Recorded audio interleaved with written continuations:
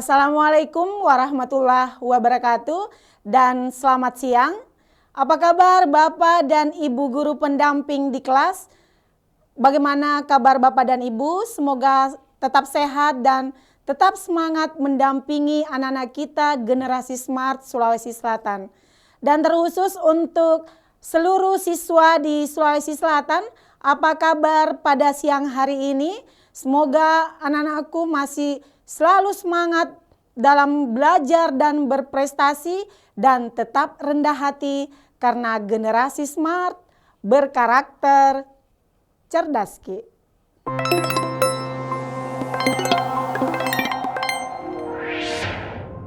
Baiklah, dalam pembelajaran geografi pada siang hari ini bersama dengan Ibu Mukarama Ismail pada materi penataan ruang kota.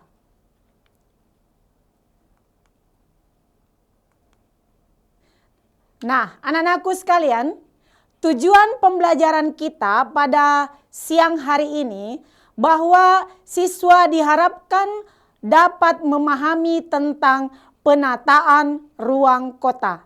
Dan yang kedua, siswa diharapkan dapat memiliki keterampilan untuk memanfaatkan Google Maps dalam menganalisis penataan kota di Sulawesi Selatan. Jadi anak-anakku sekalian, ada beberapa hal nanti yang akan kita lakukan terkait dengan pembelajaran kita pada hari ini.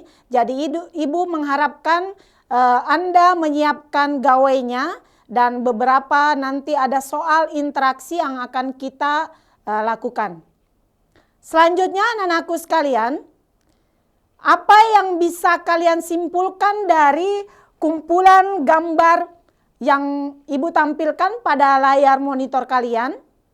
Yang pertama itu kita dapat melihat adanya kota Copenhagen di Denmark. Ini terlihat adanya kota yang sangat bersih dan indah dengan penataan sungai atau kanalnya. Kemudian yang kedua ada kota Jakarta di Indonesia. Kita dapat melihat ada beberapa bangunan tinggi di sebelah sana. Ternyata di dekatnya itu ada kanal yang tidak terlalu bersih dan ada beberapa pemukiman kumuh. Selanjutnya ada kota Kobe di Jepang. Di sini kita dapat melihat bangunan tinggi dengan segala penataan dan keindahan kotanya. Dan yang terakhir ada kota San Paulo di Brasil. Di sini kita melihat adanya gedung-gedung pencakar langit, akan tetapi di sekitarnya itu terdapat pemukiman penduduk yang sangat padat dan tidak teratur. Nah, berdasarkan gambar ini, kira-kira apa yang akan kita bahas? Nah, anak-anakku sekalian, pada materi hari ini kita akan memahami tentang bagaimana penataan ruang kota beserta pengendalian di dalamnya. Nah, sekarang kita lihat topik pembahasan kita yang pertama adalah definisi penataan ruang dan kawasan perkotaan. Dan yang kedua, apa latar belakang daripada penataan ruang kota. Dan yang ketiga, tentu saja apa tujuan daripada penataan ruang kota. Kemudian dalam penataan itu tentu ada lingkup perencanaan atau penataannya. Kemudian yang terakhir ini yang sangat menarik, kita memiliki soal latihan interaktif dan smart challenge dengan menggunakan Google Maps. Jadi diharapkan anak-anakku sekalian menyiapkan gawainya dan sudah tersedia aplikasi Google Maps di dalamnya.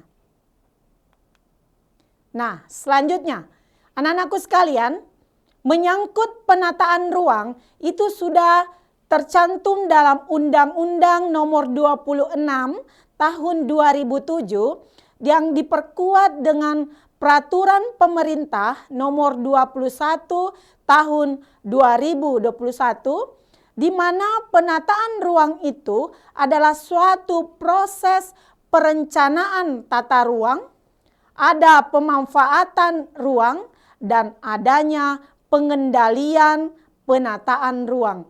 Jadi ada 3 aspek yang terkait di dalam penataan ruang kota. Mulai dari perencanaan, kemudian pemanfaatan atau langkah atau tindakan yang dilakukan terhadap perencanaan yang telah disusun, dan tentu saja ketika ada pemanfaatan dibarengi dengan pengendalian yang berupa pengawasan dan penertiban dalam pembangunan dan penataan ruang kota. Nah, selanjutnya menyangkut ruang kota, kita bisa melihat bahwa kawasan perkotaan itu memiliki kegiatan utama bukan non-pertanian atau bukan agraris atau non-agraris. Nah, apa yang dilakukan atau kegiatan apa yang terpusat atau terdistribusi dalam perkotaan, yaitu tempat pemukiman perkotaan, adanya pemusatan dan distribusi pelayanan jasa pemerintah, adanya pelayanan sosial, dan tentu saja kegiatan ekonomi yang cukup bervariasi atau adanya perbedaan tingkatan pekerjaan dalam penduduk di perkotaan. Nah, inilah anak-anakku sekalian definisi dari penataan ruang dan kawasan perkotaan menurut Undang-Undang Nomor 26 Tahun 2007. Selanjutnya, kita akan melihat apa yang melatar belakangi adanya penataan ruang kota. Nah, penataan ini didasarkan pada potensi dan keterbatasan sumber daya yang dimiliki oleh sebuah wilayah atau sebuah perkotaan, baik berupa sumber daya manusianya maupun sumber daya alamnya yang akan digunakan atau dimanfaatkan untuk memenuhi kebutuhan saat ini, dan terutama harus difikirkan bagaimana keberlanjutannya untuk kehidupan yang akan datang. Jadi inilah yang melatar belakangi adanya atau lahirnya penataan ruang kota. Nah, sekarang kita melihat tujuannya. Nah, dalam skema penataan ruang kota, anak-anakku sekalian, kita dapat melihat, nah, diperhatikan layar monitornya, untuk mencapai tujuan penataan ruang yang baik itu membutuhkan waktu 5-20 tahun. Nah, ini waktu yang dibutuhkan untuk melakukan tujuan penataan ruang. Nah, apa maksud daripada tahun kelima ini? Ini ada garis putus-putus bahwa setiap 5 tahun itu pemerintah mengadakan peninjauan kembali dalam hal penataan ruang yang telah terlaksana. Nah, itu maksudnya dimulai dari 5 tahun dalam hal penataan ruang kota. Nah, sehingga dalam penataan ruang kota ini tentu dimulai adanya perencanaan yang baik dalam penataannya, kemudian melakukan pemanfaatan atau langkah-langkah tindakan yang dilakukan untuk mewujudkan perencanaan itu. Nah, ketika sudah terlaksana pemanfaatan ruang, nah tentu saja dalam memperhatikan keberlangsungannya untuk masa yang akan datang dibutuhkan pengendalian. Pengendalian itu dapat berupa pengawasan, kemudian pembinaan, dan adanya aturan-aturan yang ditetapkan agar dalam hal pemanfaatan pembangunan dalam suatu kota berjalan dengan baik dan memikirkan keberlangsungan di masa yang akan datang. Nah, inilah anak-anakku sekalian skema penataan ruang kota. Nah, selanjutnya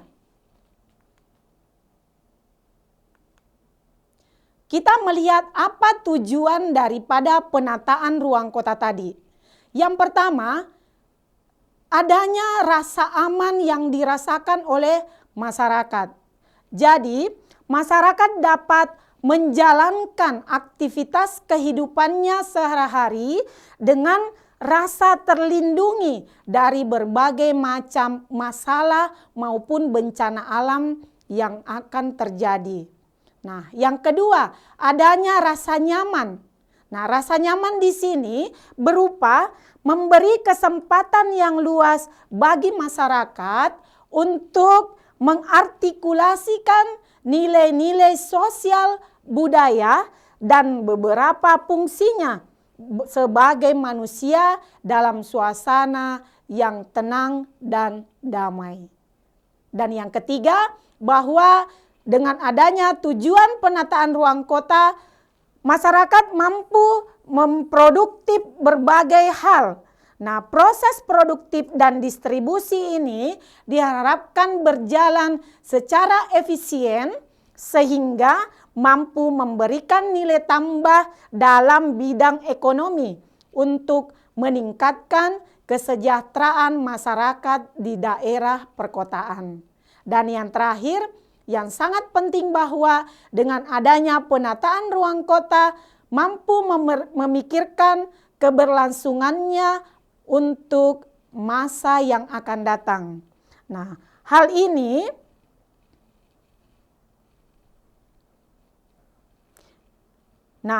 diharapkan bahwa keberlanjutan ini mengutamakan kualitas lingkungan fisik dapat dipertahankan bahkan lebih ditingkatkan sehingga tidak hanya untuk kepentingan generasi saat ini tetapi juga untuk memikirkan generasi yang akan datang.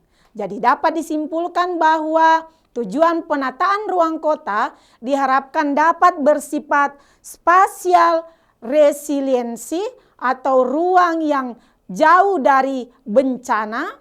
Yang kedua, terciptanya spatial livability atau ruang yang nyaman bagi masyarakat. Dan yang ketiga, adanya spatial productivity bahwa masyarakat mampu melakukan produksi yang lebih tinggi untuk memenuhi kebutuhan ekonomi dan dari masa kini dan masa yang akan datang. Kemudian adanya spatial sustainability dan spatial justice, yaitu ruang untuk keberlanjutan dan ruang untuk berkeadilan. Nah, anak-anakku sekalian, inilah beberapa tujuan dari penataan ruang kota. Nah, selanjutnya anak-anakku sekalian, silakan diperhatikan lingkup penataan ruang kota pada layar monitor kalian. Di sini ada proses yang berlangsung. Yang pertama adalah adanya perencanaan. Nah, di sini perencanaan yang dimaksud bahwa dalam hal penataan ruang kota, langkah-langkah yang dilakukan itu telah direncanakan berupa adanya prosedur penyusunan dan penetapan kegiatan pembangunan. Nah, selanjutnya setelah adanya perencanaan tentu ada tindakan yang dilakukan, yaitu berupa pemanfaatan penggunaan lahan, yaitu adanya program yang jelas dan pembiayaan atau modal yang digunakan dalam pembangunan. Dan yang terakhir, setelah adanya perencanaan dan pemanfaatan, tentu kita harus memperhatikan, yaitu yang ketiga adalah pengendalian. Nah, pengendalian di sini berupa adanya pengawasan dan penertiban terhadap pembangunan yang telah dilaksanakan. Nah, kenapa pengendalian itu penting? Karena pembangunan yang kita lakukan saat ini bukan hanya untuk generasi yang ada saat ini, tapi kita juga memikirkan bagaimana bahwa pembangunan itu dapat digunakan oleh generasi yang akan datang. Seperti itu. Jadi ada 3 proses dalam lingkup penataan ruang kota, yaitu mulai dari perencanaan, pemanfaatan, dan pengendalian. Nah, selanjutnya anak-anakku sekalian, kita lihat yang pertama, yang mana dikatakan perencanaan ruang kota, yaitu suatu pemikiran untuk mencapai tujuan di masa yang akan datang yang lebih baik dengan mempertimbangkan usaha-usaha pemanfaatan segala sumber daya yang dimiliki oleh suatu wilayah atau kota secara efisien, efektif, dan berkelanjutan. Tentu saja memperhatikan kendala maupun keterbatasan yang ada. Maksudnya di sini efektif dan efisien. Diperhatikan anakku sekalian, ada 3 kata di sini yang sangat penting dalam perencanaan. Bahwa kegiatan itu harus berjalan dengan baik sesuai dengan rencana yang telah disusun. Nah, kemudian bersifat efisien karena kita memiliki modal untuk membiayai pembangunan. Nah, itu harus digunakan seefisien mungkin, tetapi tetap memperhatikan pembangunan yang berkelanjutan karena setiap pembangunan tentu memiliki kendala maupun keterbatasan. Nah, itulah maksud daripada perencanaan ruang kota. Nah, selanjutnya anakku sekalian, dalam perencanaan ruang kota itu meliputi beberapa hal. Nah, kita lihat perencanaan apa yang ada. Yang pertama, perencanaan dalam struktur yang luas atau besar yang dapat dikatakan bahwa perencanaan struktur makro. Itu merupakan kegiatan memfasilitasi keterkaitan antara satu kota dengan kota yang lain maupun kota dengan desa. Nah, kira-kira pembangunan apa yang ada di dalamnya? Yang pertama kita bisa melihat bahwa adanya infrastruktur makro berupa pembangunan jaringan jalan, pembangunan jalan tol maupun pembangunan jaringan listrik. Nah, inilah hal-hal yang berkaitan dengan struktur makro kota. Yang kedua, perencanaan struktur mikro kota. Jadi ini dalam skala yang lebih kecil. Ini meliputi pembangunan infrastruktur pelayanan publik. Nah, yang ketiga, adanya perencanaan penggunaan lahan. Nah, tentu saja dalam pembangunan itu terjadi perubahan bentuk lahan akibat adanya pembangunan, yaitu penggunaan lahan dalam berbagai kepentingan. Dan yang terakhir, adanya pengamanan kawasan-kawasan hutan lindung. Nah, ini harus diperhatikan dengan seksama bahwa ketika ada pembangunan, kita tidak boleh menyepelekan tentang kawasan-kawasan fungsi lindung. Nah, inilah anakku sekalian, ada 4 perencanaan ruang kota. Selanjutnya, kita melihat yang pertama, bagaimana kalau perencanaan guna lahan? Nah, perencanaan guna lahan ini merupakan suatu proses melindungi dan meningkatkan kehidupan, produksi, dan mencipta ulang kembali suatu tatanan lingkungan dalam suatu kota melalui penggunaan dan pengembangan lahan yang sesuai. Jadi maksudnya ini bahwa dalam pembangunan memang kita harus terus meningkatkan pertumbuhan dan perkembangan sebuah kota melalui pembangunan, akan tetapi kita juga harus memperhatikan segi lingkungan hidupnya.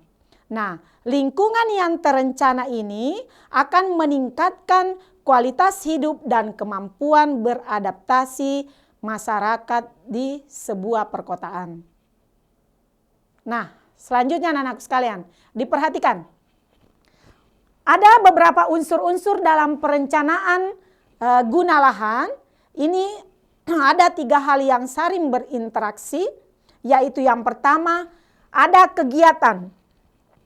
Yang pertama bahwa ada kegiatan yang telah disusun sedemikian untuk mencapai atau menciptakan pembangunan dalam sebuah kota. Nah, siapa yang melaksanakan kegiatan ini adalah masyarakat. Ya, masyarakat di sini sudah termasuk pemerintah. Nah, masyarakat ini tentu dalam hal berkegiatan ini membutuhkan lokasi dalam penggunaan lahan itu. Nah, ketiga hal ini saling berinteraksi dan tidak bisa hilang satu sama lain. Jadi harus ada keterkaitan dan perpaduan yang baik antara kegiatan, masyarakat, dan lokasi. Selanjutnya, anak-anakku sekalian, dari unsur-unsur perencanaan, kita masuk ke bagian kedua, yaitu bagaimana pemanfaatan ruang kota. Jadi, pemanfaatan ruang adalah suatu upaya untuk mewujudkan struktur ruang dan pola ruang yang sesuai dengan rencana tata ruang kota melalui penyusunan dan pelaksanaan program beserta pembiayaannya. Nah, itulah definisi dari pemanfaatan ruang kota. Selanjutnya, dari definisi tadi, kita harus melihat apa tujuan daripada pemanfaatan ruang kota. Nah, yang pertama, bahwa ruang kota ini diharapkan mampu untuk menampung kegiatan warga masyarakatnya atau warga kota dalam rangka memenuhi kebutuhan dan mendukung fungsi kota. Dan yang kedua, untuk pengamanan kawasan-kawasan lindung dalam perkotaan dan kelestarian lingkungan. Nah, anakku sekalian, dalam tata ruang kota itu tentu ada juga kawasan-kawasan lindung yang harus dipertahankan, walaupun bagaimana pembangunan dalam sebuah perkotaan harus mengutamakan beberapa bagian dalam kawasan lindung yang harus dijaga. Nah, sekarang kita, yang mana dikatakan kawasan lindung? Nah, kawasan lindung itu, kawasan lindung adalah kawasan yang ditetapkan dengan fungsi utama melindungi kelestarian lingkungan hidup yang mencakup sumber daya alam dan sumber daya buatan, beserta nilai-nilai sejarah serta budaya bangsa yang terdapat dalam wilayah tersebut. Jadi, ada 3 hal yang harus diperhatikan dalam penetapan kawasan lindung. Yang pertama, bahwa untuk melindungi kelestarian lingkungan hidup, itu harus melihat dalam 3 hal bagian, yaitu bahwa kelestarian lingkungan pada sumber daya alam yang secara alami, dan yang kedua bahwa melestarikan juga sumber daya buatan yang ada pada daerah itu. Dan yang tidak bisa kita lupakan bahwa ada nilai-nilai sejarah serta budaya bangsa yang harus terus dilestarikan dan dipertahankan untuk pembangunan berkelanjutan. Jadi anak-anakku sekalian, perlu dipahami bahwa ketika sebuah daerah ditetapkan sebagai kawasan lindung, ada 3 hal yang terkait di dalamnya. Yang pertama, bahwa sumber daya alam alami, ada sumber daya alam buatan, dan nilai-nilai sejarah dan budaya bangsa yang tidak bisa kita lupakan dan harus terus dipertahankan. Inilah anak-anakku sekalian yang perlu kalian pahami dalam tujuan pemanfaatan ruang kota. Selanjutnya, Ibu ingin memperlihatkan ada 2 kota yang memiliki penataan ruang sesuai dengan daerahnya masing-masing. Silakan kalian melihat kira-kira bagaimana penataan ruang kotanya. Yang pertama adalah kota Jakarta. Menurut sumber financedetik.com melalui platform arsitekturnya, mereka mengatakan bahwa Jakarta itu memiliki penataan kota yang terburuk di dunia. Nah, ini sangat disayangkan sekali bahwa ternyata di negara kita telah dinilai merupakan ibu kota negara dengan penataan kota terburuk. Nah, kita harus melihat latar belakangnya dulu. Mereka mengatakan bahwa ibu kota Indonesia itu sangat padat penduduknya. Sehingga Jakarta dikatakan sebagai tempat dengan desain terburuk akibat adanya pertumbuhan penduduk yang sangat padat di perkotaan itu. Kemudian kurangnya ruang terbuka hijau dan tidak memadai untuk masyarakat. Kemudian tingginya kemacetan atau arus lalu lintas yang sangat padat dan ekstrim, dan adanya perluasan kota yang tidak terencana. Kita harus perlu mengkaji ulang apakah betul hal ini sesuai dengan view kota Jakarta. Itu harus dikaji ulang bahwa apakah sumber ini benar atau tidak adanya. Jadi perlu dikaji ulang. Yang kedua, ada kota Seoul di Korea Selatan. Menurut sumber idntimes.com, mereka mengatakan bahwa kota yang memiliki penataan terbaik di dunia itu terdapat di kota Seoul, Korea Selatan. Apa yang melatar belakangi? Ternyata negara ini menyatukan teknologi dengan tradisi. Jadi mereka memadukan 2 hal yang sangat penting, yaitu masa depan dan masa yang lalu, tradisi dan teknologi. Jadi mereka tetap melestarikan dan mempertahankan budaya-budaya bangsanya sejak dulu dan tetap meningkatkan kemajuan teknologinya untuk menata perkotaannya. Sehingga kota Seoul dipandang memiliki sarana transportasi yang sangat baik dan semua stasiun keretanya itu memiliki integrasi satu sama lain. Nah, itulah anak-anakku sekalian, ada 2 perbedaan kota dalam hal penataannya. Selanjutnya, anak-anakku sekalian, setelah kita mempelajari perencanaan yang pertama tadi, yang kedua adalah pemanfaatan. Nah, sekarang kita akan memahami bagaimana pengendaliannya. Bagaimana mengendalikan pembangunan dalam suatu penataan ruang kota. Nah, pengendalian pemanfaatan ruang itu diselenggarakan melalui kegiatan pengawasan dan penertiban terhadap pemanfaatannya. Nah, sekarang kita lihat perbedaannya. Yang mana dikatakan pengawasan dan penertiban. Pengawasan di sini menjaga kesesuaian pemanfaatan ruang dengan fungsi yang ditetapkan dalam rencana yang telah disusun. Ada beberapa hal di dalamnya. Yang pertama ada pelaporan, yaitu berupa informasi apakah ini sesuai atau tidak sesuai. Yang kedua ada pemantauan, yaitu mengamati atau mengawasi kualitas daripada pembangunan dalam penataan kota. Dan yang terakhir ada evaluasi yang dilakukan oleh pemerintah untuk menilai kemajuan pembangunannya. Nah, inilah bentuk-bentuk daripada pengawasan terhadap pengendalian pemanfaatan ruang kota.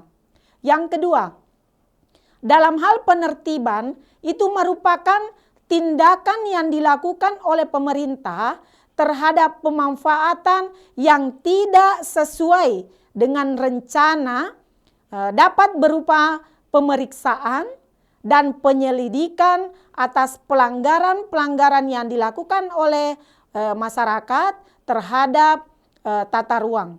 Nah, yang mana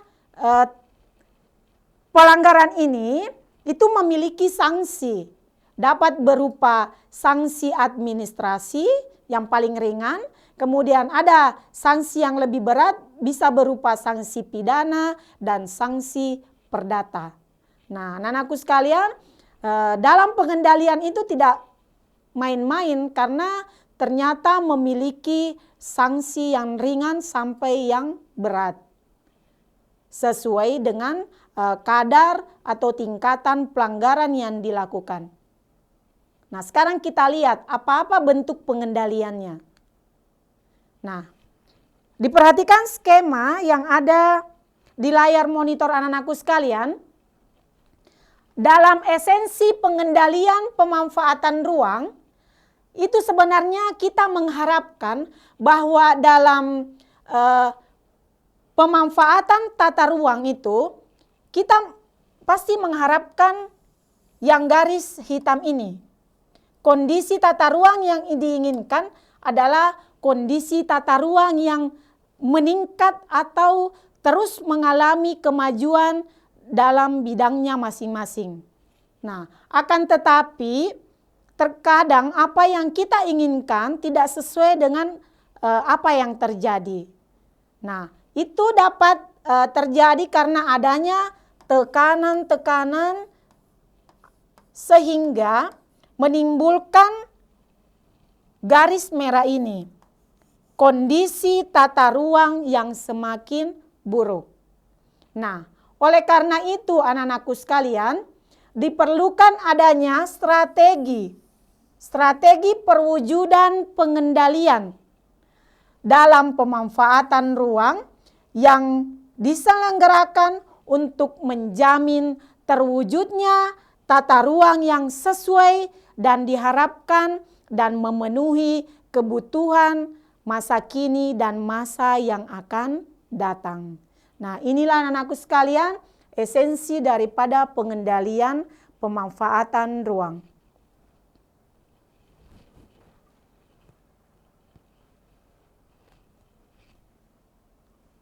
Nah, sekarang kita lanjutkan. Nah, beberapa contoh pengendalian tata ruang kota. Nah, sekarang diperhatikan.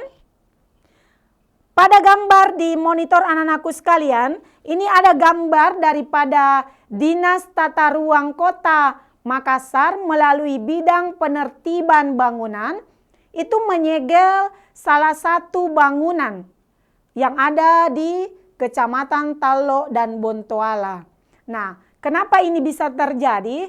Mungkin saja dalam pembangunannya ini dia tidak memiliki izin mendirikan bangunan, tidak memiliki sertifikat, sehingga perlu diadakan pemblokiran atau pengendalian. Nah, yang kedua.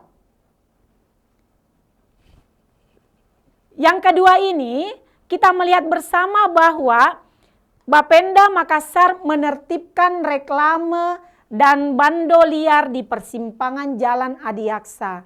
Nah, sekarang banyak reklame-reklame atau iklan yang dipasang di pinggir jalan dan ternyata itu tidak memiliki izin atau perizinan dalam pemasangannya, sehingga dikatakan reklame liar.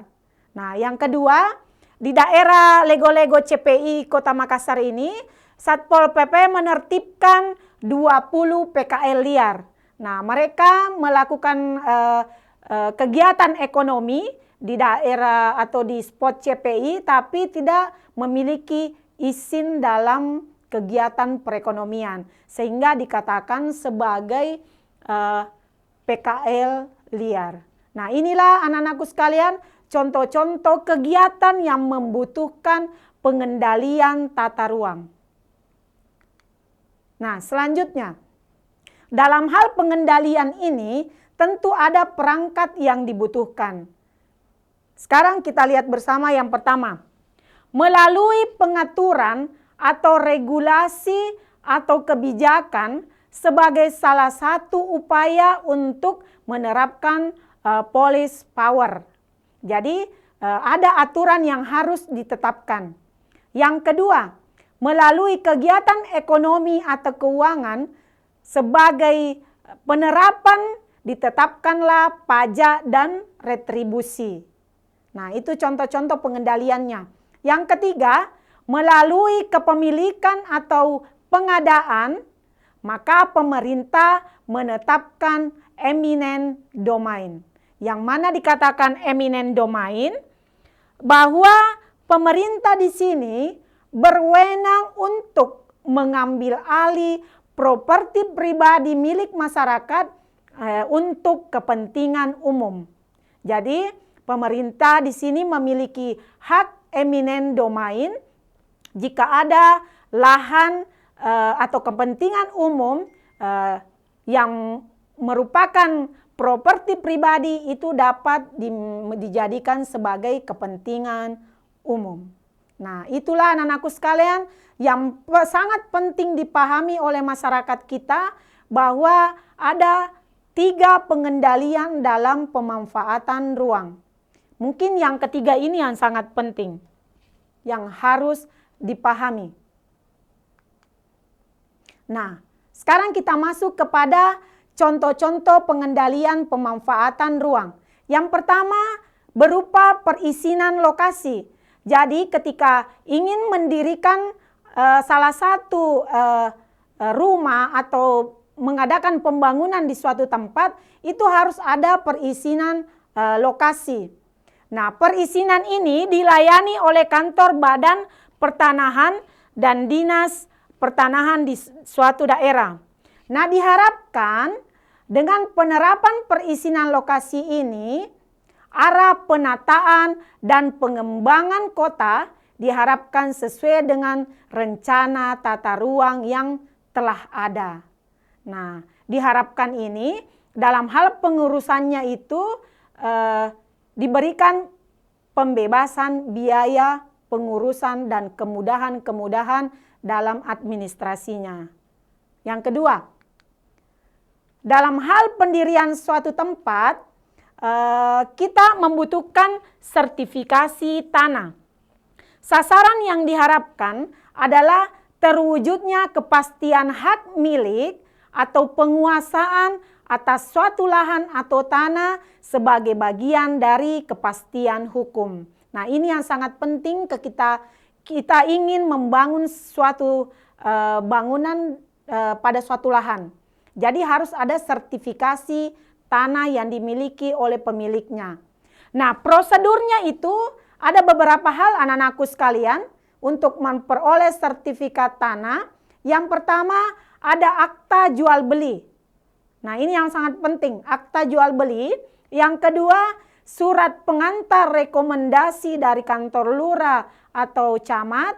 Kemudian ini yang penting, adanya pengecekan dan pengukuran lahan oleh Badan Pertanahan Nasional. Nah, siapa tahu sudah ada akta jual beli, ternyata lahannya itu tidak ada. Makanya perlu adanya pengecekan dan pengukuran lahan oleh Badan Pertanahan. Nah, diharapkan insentif di sini bahwa masyarakat mendapatkan pembebasan biaya pengurusan dan mempersingkat waktu pengurusan dalam mendapatkan akta jual beli dan sertifikasi tanah. Itu yang sangat diharapkan. Jadi inilah anak-anakku sekalian, hal-hal atau prosedur yang sangat dibutuhkan untuk dipahami oleh masyarakat kita dalam hal kepemilikan suatu lahan. Nah, tibalah kita pada soal latihan interaktif. Bapak, Ibu guru pendamping di kelas dimohon diarahkan anak-anak kita untuk memperhatikan soal-soal berikut ini. Yang pertama, soal latihan interaktif 1. Kota A membuat peta rencana tata ruang wilayah untuk tahun 2010 sampai 2030.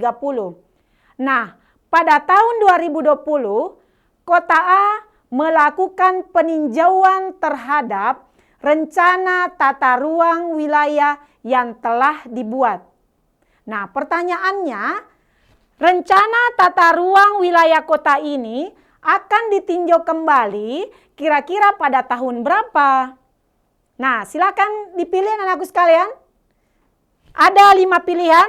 A 2022, B 2024, C tahun 2025, D tahun 2026, dan E tahun 2029. Oke, silakan SMA Negeri 2 Bone. Raise hand, naikkan tangannya anak-anakku sekalian kalau dengar suara ibu. Halo. SMA 1 Sopeng, apa kabar? SMA 7 Selayar. SMA 2 Wajo, apa kabar Bapak Ibu pendamping di sekolah? SMA 18 Bulukumba dan SMA 1 Bulukumba. Silakan anakku sekalian, perkenalkan nama dan asal sekolahnya. Kira-kira apa jawabannya anakku sekalian? Dari pertanyaan ini, Kota A membuat peta RT RW untuk tahun 2010 sampai 2030. Nah, pada tahun 2020, Kota A melakukan peninjauan kembali terhadap rencana tata ruang wilayahnya yang telah dibuat. Nah, kira-kira RT RW Kota A ini dapat ditinjau kembali pada tahun berapa? Nah, kira-kira tahun berapa anak-anakku sekalian? Ada yang mau resen? Oke, kita masuk ke pembahasan. Diperhatikan ya. Nah, masa berlaku RT RW kota tadi adalah 20 tahun. Tetapi Ibu tadi sudah jelaskan di awal, setiap 5 tahun sekali dilakukan peninjauan kembali. Sehingga RT RW kota A itu yang berlaku dari tahun 2010 hingga tahun 2030 melakukan peninjauan pada tahun 2020. Nah, berdasarkan hal tersebut, maka peninjauan kembali akan dilakukan pada tahun 2025. Oke, itu jawabannya ya. Sekarang yang kedua. Soal latihan interaktif yang kedua. Hierarki atau tingkatan yang tepat dalam rencana tata ruang wilayah dari yang paling tinggi sampai yang rendah, kira-kira apa? Hierarkinya. Hierarki atau tingkatan rencana tata ruang wilayah dari yang paling tinggi sampai yang paling rendah. Nah, silakan dilihat optionnya. Ada RT RW provinsi, ada nasional, ada kabupaten. Kira-kira yang mana option yang benar? Yang terkait dengan hierarki atau tingkatan yang tepat dalam rencana tata ruang wilayah. Dari yang paling tinggi ya, ingat cluenya, dari yang paling tinggi sampai yang paling rendah. Ada yang raise hand? Silakan anak-anakku sekalian. SMA 1 Wajo. SMA 1 Pangkep ada? Oke. Kita bahas lagi. Diperhatikan ya anak-anakku sekalian. Rencana tata ruang wilayah itu dapat disimpulkan atau dirumuskan secara bertingkat dari yang tertinggi yaitu RT RW nasional. Jadi nasional dulu yang tertinggi. Nasional, kemudian RT RW provinsi, kemudian RT RW kabupaten atau kota. Ya. Oh, ada yang menjawab dari SMA 2 Bone. Dia mengatakan jawabannya adalah D. Oke, betul sekali. Good job anak-anakku dari SMA 2 Bone. Iya. Nah, tibalah kita pada Smart Challenge ini yang sangat menarik anak-anakku sekalian. Disiapkan HP-nya, smartphone-nya. Nah, apa yang akan kita lakukan? Yaitu analisis penataan ruang kota dengan menggunakan aplikasi Google Maps. Anak-anakku diharapkan dapat mengakses titik koordinat lokasi kota yang ditampilkan dalam bentuk QR Code. Yang kedua, siswa diharapkan piawai melakukan penelusuran bagian-bagian kota melalui Google Maps. Dan yang terakhir, siswa diharapkan cakap membandingkan perbedaan penataan kota sesuai titik koordinat yang diberikan sebentar. Dipersiapkan HP-nya ya. Nah, bagaimana caranya? Kepada Bapak Ibu guru pendamping di sekolah, siswa kita dibagi secara berpasangan atau 2 orang, bisa dengan teman sebangkunya. Siswa diharapkan untuk membuka fitur Google Lens yang terdapat pada Google Map. Jadi ketika anak-anakku membuka Google Map, itu ada lensa di sebelah sini anak-anakku, di sini. Ini ya, yang Ibu lingkari ini. Nih. Itu dikatakan Google Lens, menu Google Lens. Nah, jadi silakan dibuka google.com kemudian klik ikon kamera itu. Nah, sudah? Selanjutnya, silakan di-scan barcode yang Ibu tampilkan. Siswa pertama diharapkan men-scan kota 1. Siswa yang kedua men-scan kota kedua. Jadi dipilih salah satunya. Jadi siswa yang pertama scanning barcode yang pertama ini kota 1. Nah, teman berpasangannya silakan men-scan kota kedua. Jadi arahkan Google Lens tadi itu pada QR Code di layar monitor anak-anakku sekalian untuk menuju lokasi kota yang dimaksud di dalam Google Maps. Nah, pada saat diarahkan itu Google Lens-nya akan muncul link lokasi. Nah, itu diklik anak-anakku sekalian. Oke, sudah? Nah, akan tampil seperti ini. Ada beberapa bagian yang akan muncul. Yang pertama, ini adalah tampilan 3 dimensi untuk menelusuri lokasinya. Yang kedua ada direction. Ini ada direction atau arah. Direction itu untuk mengetahui jarak dari lokasi Anda ke lokasi titik pengamatan. Kemudian yang ketiga, ini adalah titik koordinat lokasinya, kota itu. Dan yang keempat adalah ini, jarak Anda dengan lokasi pengamatan. Nah, itu ada 4 menu yang penting untuk dieksplorasi. Silakan anak-anakku sekalian. Nah, selanjutnya.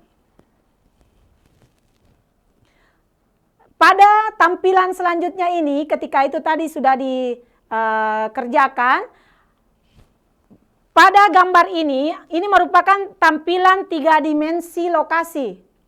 Nah, untuk mengeksplor daerah-daerah yang ada di QR Code tadi, gunakan menu ini, anak-anakku sekalian, ini.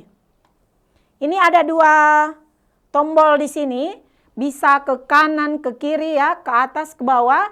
Itu adalah tools navigasi untuk mengeksplorasi lokasi kota itu. Nah, gunakan itu. Apa gunanya? Untuk melihat penataan ruang kota yang ada dalam wilayah itu. Nah, setelah anak-anakku sekalian sudah memahami ini, nah yang terakhir ada beberapa pertanyaan yang harus diselesaikan. Yang pertama, tuliskan nama daerah yang diamati tadi. Kira-kira daerah apa ini? Kota 1 dengan kota 2. Yang kedua, tuliskan koordinat lokasinya. Jadi harus dituliskan koordinat lokasinya.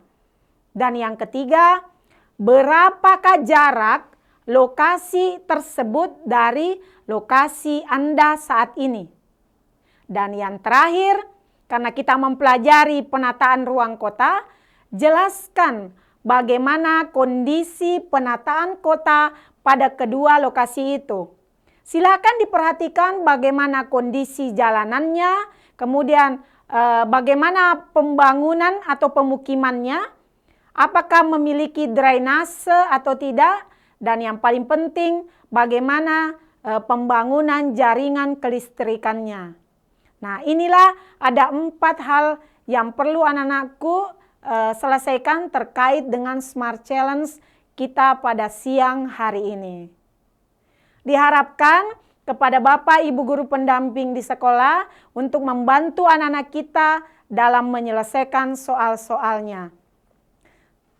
Terima kasih anak-anakku sekalian, kebersamaan Anda pada siang hari ini, dan tetap bersemangat dalam belajar dan berprestasi, dan tetap rendah hati karena generasi smart, berkarakter, cerdas. Assalamualaikum warahmatullahi wabarakatuh.